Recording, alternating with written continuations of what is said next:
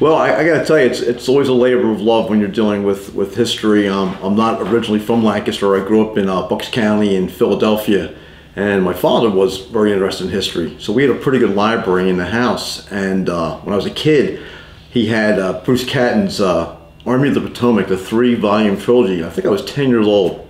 Read that and I was hooked. So I moved to Lancaster in the 90s and was just interested in what the Lancaster part of the Civil War was.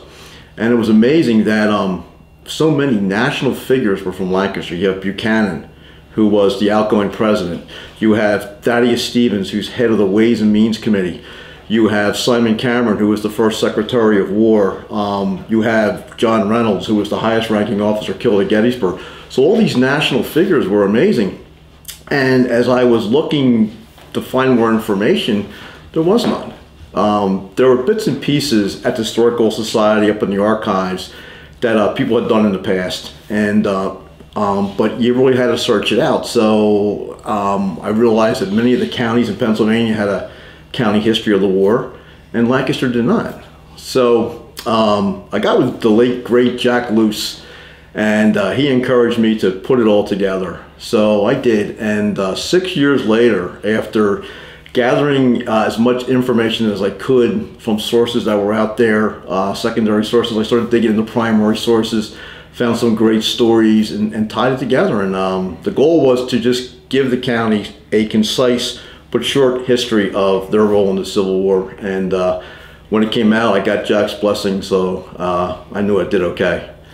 Every individual soldier had his own story. That I started out at the top of the pyramid looking at the figures that were in the forefront. And the more I started researching, I found these amazing stories of all these individuals from the county.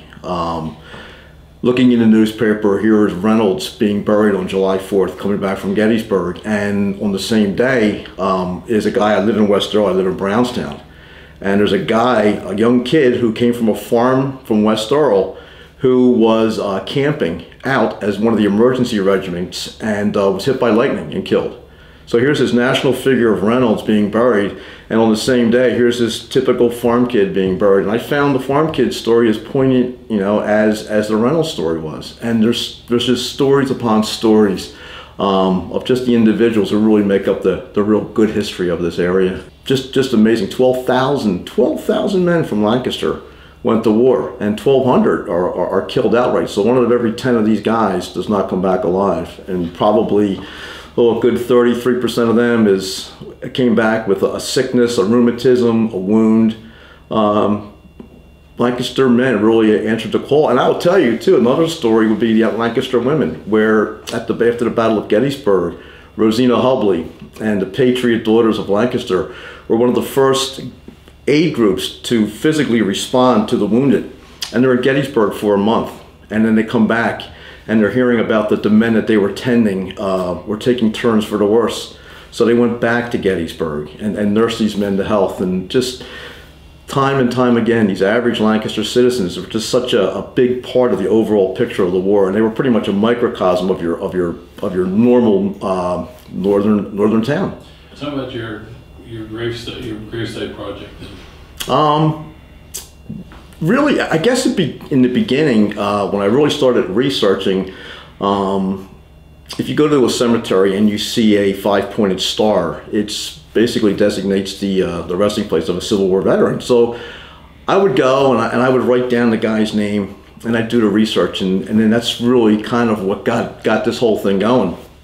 So what are you calling this website? It'll be called Lancaster County Civil War Burial Database.